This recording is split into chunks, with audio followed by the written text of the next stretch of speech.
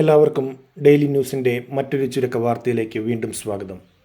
ഇന്ന് 2024 ജനുവരി 9 ചൊവ്വാഴ്ച. ഇന്നത്തെ പ്രധാന വാർത്തകളിലേക്ക്. ഭരണകൂടങ്ങൾ അതിൻ്റെ കർത്തവ്യം നിർവഹിക്കുന്നതിൽ പരാജയപ്പെട്ടാൽ കോടതി ഇടപെട്ട് നിയമം വീണ്ടും ഉറപ്പുവരുത്തും എന്നതിന് നേർക്കാഴ്ചയായി കോളിളക്കം സൃഷ്ടിച്ച ബിൽക്കീസ് കേസിൽ വീണ്ടും സുപ്രീം കോടതി വിധി. ഗുജറാത്ത് കലാപത്തിനിടെ ബിൽക്കീസ് ബാനോ ഉൾപ്പെടെ 8 സ്ത്രീകളെ കൂട്ടപീഡനത്തിന് ഇരയാക്കിയതിനും കുഞ്ഞുങ്ങൾ ഉൾപ്പെടെ 14 പേരെ കൊലപ്പെടുത്തിയതിനും ജീവപര്യന്തം ശിക്ഷിക്കപ്പെട്ട 11 പേരെ മോചിപ്പിച്ച ഗുജറാത്ത് സർക്കാർ നടപടി സുപ്രീം കോടതി റദ്ദാക്കിയാണ് ഈ സുപ്രധാന വിധി. കുറ്റവാളികളായ 11 പേരും 2 ആഴ്ചയ്ക്കകം ജയിലിൽ തിരികെ എത്തണമെന്ന് കോടതി നിർദ്ദേശിച്ചു.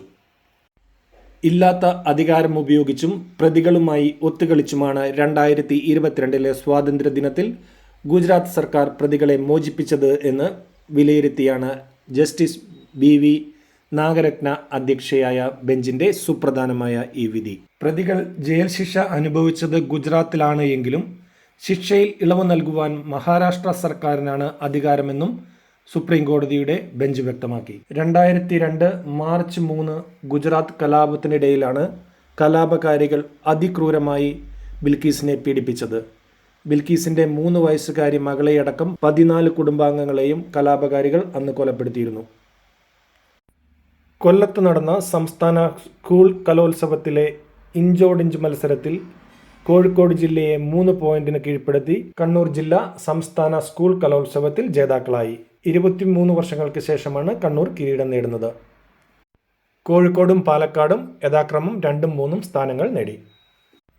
ഒന്നാം പിണറായി സർക്കാരിൻ്റെ കാലത്ത് മുഖ്യമന്ത്രിയുടെ ദുരിതാശ്വാസ നിധിയിൽ നിന്ന് ദുർവിനിയോഗം ചെയ്തുവെന്നാരോപിച്ചുള്ള പരാതി ലോകായുക്തയുടെ ഫുൾ ബെഞ്ച് തള്ളിയത് ചോദ്യം ചെയ്തുള്ള ഹർജിയിൽ മുഖ്യമന്ത്രിയും അന്നത്തെ മന്ത്രിമാരും ഉൾപ്പെടെ എതിർകക്ഷികൾക്ക് നോട്ടീസ് നൽകുവാൻ ഹൈക്കോടതി ഉത്തരവിട്ടു. ഹൈക്കോടതി ചട്ടപ്രകാരം മുഖ്യമന്ത്രിക്കുള്ള നോട്ടീസ് കത്തായി ആയിരിക്കും നൽകുക.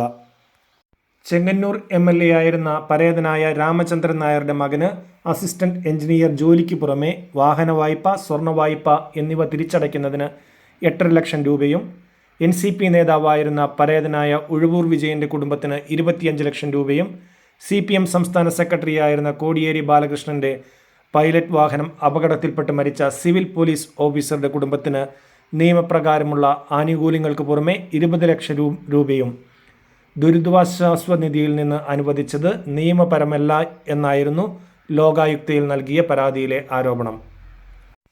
പ്രധാനമന്ത്രി നരേന്ദ്രമോദിയുടെ ലക്ഷദ്വീപ് സന്ദർശനവുമായി ബന്ധപ്പെട്ട് മാലദ്വീപ് മന്ത്രിമാർ നടത്തിയ വിവാദ പരാമർശങ്ങളിൽ മാലദ്വീപ് നയതന്ത്ര പ്രതിനിധി ഇബ്രാഹിം ഷഹീബിനെ വിളിച്ചു വരുത്തി വിദേശകാര്യ മന്ത്രാലയം വിശദീകരണം തേടി. മന്ത്രിമാരുടെ പരാമർശങ്ങൾ മാലദ്വീപ് സർക്കാരിൻ്റെ ഔദ്യോഗിക നിലപാടല്ല എന്ന് ഷഹീബ് വ്യക്തമാക്കിയതായാണ് റിപ്പോർട്ടുകൾ. മോശമായ ഭാഷാപ്രയോഗം നടത്തിയ 3 മന്ത്രിമാരെയും മാലദ്വീപ് സർക്കാർ സസ്പെൻഡ് ചെയ്തിരുന്നു. അതേസമയം വിവാദങ്ങൾക്കിടെ ലക്ഷദ്വീപ് വിനോദസഞ്ചാരത്തിന് പിന്തുണയുമായി ഇസ്രായേൽ രംഗത്തെത്തി. മലങ്കര ഓർത്തഡോക്സ് സഭയുടെ നിലയ്ക്കൽ ഭദ്രാസന മെത്രാപ്പോലീത്ത ഡോക്ടർ ജോഷുവ മാർ നിക്കോദീമോസിനെതിരെ മോശം പരാമർശം നടത്തുകയും സാമൂഹ്യ മാധ്യമങ്ങളിലൂടെ അധിക്ഷേപിക്കുകയും ചെയ്ത ഫാദർ മാത്യൂസ് വാഴക്കുന്നത്തിനെ സഭാ ചുമതലകളിൽ നിന്ന് മാറ്റി. സംഭവത്തിൽ വിശദമായ അന്വേഷണത്തിന് സഭാ സമിതിയെ നിയോഗിച്ചു. അന്വേഷണ സമിതി റിപ്പോർട്ട് സമർപ്പിക്കുന്നതുവരെ സഭയുടെ എല്ലാ ചുമതലകളിൽ നിന്നും മാറ്റി നിർത്തിയതായി സഭാ അധ്യക്ഷൻ മാർ ബസോലിയോസ് മാർത്തോമ മാത്യൂസ് തൃതീയൻ കത്തോലിക്ക ബാവ അറിയിച്ചു. പാലക്കാട് ആലത്തൂർ സ്റ്റേഷനിൽ അഭിഭാഷകനോട് പോലീസ് ഉദ്യോഗസ്ഥൻ അപമര്യാദയായി പെരുമാറിയ സംഭവത്തിൽ സംസ്ഥാന പോലീസ് മേധാവി 10 ദിവസത്തിനകം വിശദീകരണം നൽകണമെന്ന് ഹൈക്കോടതി നിർദ്ദേശിച്ചു. വാഹനാപകട കേസിൽ വണ്ടി കിട്ടുവാനുള്ള കോടതി ഉത്തരവുമായി എത്തിയ അഡ്വക്കേറ്റ് സുഹൈലിനോട് പോലീസ് ഉദ്യോഗസ്ഥൻ അപമര്യാദയായി പെരുമാറുന്നതിൻ്റെ ദൃശ്യങ്ങൾ സാമൂഹ്യ മാധ്യമത്തിൽ വളരെയധികം പ്രചരിച്ചിരുന്നു. സംഭവത്തിൽ തുടർ നടപടികൾ ആലോചിക്കാനായി 18-ന് ഹർജി വീണ്ടും പരിഗണിക്കുമ്പോൾ ഓൺലൈനിൽ ഹാജരാകണമെന്നാണ് ജസ്റ്റിസ് ദേവൻ രാമചന്ദ്രൻ ഉത്തരവിട്ടത്. KSRTC ജീവനക്കാരുടെ ശമ്പളം എല്ലാ മാസവും ആദ്യത്തെ 10 ദിവസത്തിനുള്ളിൽ വിതരണം ചെയ്യണമെന്ന സിംഗിൾ ബെഞ്ച് ഉത്തരവ് ഹൈക്കോടതി ഡിവിഷൻ ബെഞ്ച് സ്റ്റേ ചെയ്തു. KSRTC നൽകിയ അപ്പീലിലാണ് ഡിവിഷൻ ബെഞ്ച് സ്റ്റേ നൽകിയത്. ഗുരുതരമായ സാമ്പത്തിക പ്രതിസന്ധിയിലാണ് എന്നും അതിനാൽ ശമ്പളം ഒന്നിച്ചു നൽകുവാൻ കഴിയില്ല എന്നുമാണ് അപ്പീലിൽ KSRTC ചൂണ്ടിക്കാട്ടിയത്. മാധ്യമപ്രവർത്തകയെ അപമാനിച്ചുവെന്ന കേസിൽ നടനും BJP നേതാവുമായ സുരേഷ് ഗോപിക്ക് ഹൈക്കോടതി മുൻകൂർ ജാമ്യം അനുവദിച്ചു. അന്വേഷണം പൂർത്തിയായെന്നും സുരേഷ് ഗോപിയെ അറസ്റ്റ് ചെയ്യേണ്ട സാഹചര്യമില്ല എന്നും സർക്കാർ അറിയിച്ചതുകൂടി കണക്കിലെടുത്താണ് നടപടി. സാമ്പത്തിക പ്രതിസന്ധി കാരണം പദ്ധതി ചെലവുകൾക്കുള്ള പണം തികയാത്തതിനാൽ കരാറുകാരുടെയും മറ്റ് ബില്ലുകളെല്ലാം സർക്കാർ അടുത്ത സാമ്പത്തിക വർഷത്തിലേക്ക് മാറ്റിവെക്കും എന്ന് റിപ്പോർട്ടുകൾ. കേന്ദ്രത്തിൽ നിന്ന് ഈ വർഷം ഇനി 5400 കോടി രൂപ മാത്രമേ കടമെടുക്കുവാൻ സാധിക്കൂ എന്നുള്ള യാഥാർത്ഥ്യത്തിൻ്റെ പശ്ചാത്തലത്തിലാണ് ഈ തീരുമാനം. അതേസമയം അടുത്ത സാമ്പത്തിക വർഷത്തിലേക്കുള്ള വാർഷിക പദ്ധതിക്ക് ഇന്ന് മുഖ്യമന്ത്രിയുടെ അധ്യക്ഷതയിൽ ചേരുന്ന ആസൂത്രണ ബോർഡ് യോഗം അന്തിമ രൂപം നൽകിയേക്കും എന്നാണ് റിപ്പോർട്ടുകൾ. സപ്ലൈകോയുടെ ചെയർമാൻ ആൻഡ് മാനേജിംഗ് ഡയറക്ടറായി ഡോക്ടർ ശ്രീറാം വെങ്കട്ടരാമന് പൂർണ്ണ ചുമതല നൽകി. ഇതിനായി ഈ തസ്തിക ജോയിന്റ് സെക്രട്ടറിക്ക് തത്തുല്യമാക്കി സർക്കാർ ഉത്തരവിറക്കി. 2022 ജനറൽ മാനേജറായിട്ടാണ് ശ്രീറാം സപ്ലൈകോയിൽ എത്തിയത്. അതിന് തൊട്ടുമുമ്പ് ആലപ്പുഴ ജില്ലാ കളക്ടറായി അദ്ദേഹത്തെ നിയമിച്ചപ്പോൾ മാധ്യമപ്രവർത്തകൻ KM ബഷീർ കാറിടിച്ച് കൊല്ലപ്പെട്ട കേസിൽ പ്രതിയാണെന്നത് ചൂണ്ടിക്കാട്ടി വിവിധ സംഘടനകൾ എതിർപ്പ് പ്രകടിപ്പിച്ചതോടെയാണ് അദ്ദേഹത്തെ സപ്ലൈകോയിലേക്ക് മാറ്റിയത്. പശ്ചിമ ബംഗാളിൽ എൻഫോഴ്സ്മെന്റ് ഡയറക്ടറേറ്റ് ഉദ്യോഗസ്ഥരെ തൃണമൂൽ കോൺഗ്രസ് പ്രവർത്തകർ ആക്രമിച്ച കേസ് NIA ഏറ്റെടുത്തേക്കും എന്ന് റിപ്പോർട്ടുകൾ. റേഷൻ അഴിമതി കേസുമായി ബന്ധപ്പെട്ട് തൃണമൂൽ കോൺഗ്രസ് നേതാവ് ഷാജഹാൻ ഷെയ്ഖിൻ്റെ വീട്ടിൽ റെയ്ഡിനായി എത്തിയ എൻഫോഴ്സ്മെന്റ് ഡയറക്ടറേറ്റ് ഉദ്യോഗസ്ഥരെയായിരുന്നു തൃണമൂൽ കോൺഗ്രസ് നേതൃത്വത്തിലുള്ള ജനക്കൂട്ടം ആക്രമിച്ചത്. റേഷൻ വിതരണവുമായി ബന്ധപ്പെട്ട് ഏതാണ്ട് 10,000 കോടി രൂപയോളമുള്ള അഴിമതിയാണ് എൻഫോഴ്സ്മെന്റ് ഡയറക്ടറേറ്റ് ആരോപിക്കുന്നത്. ഇടുക്കി ജില്ലയിൽ ഇന്ന് CPM പ്രഖ്യാപിച്ചിരിക്കുന്ന ഹർത്താലിൻ്റെ പശ്ചാത്തലത്തിൽ ഇന്ന് തൊടുപുഴ സന്ദർശിക്കുവാൻ ഇരിക്കുന്ന ഗവർണർക്ക് അതീവ സുരക്ഷയൊരുക്കി കേരള പോലീസ്.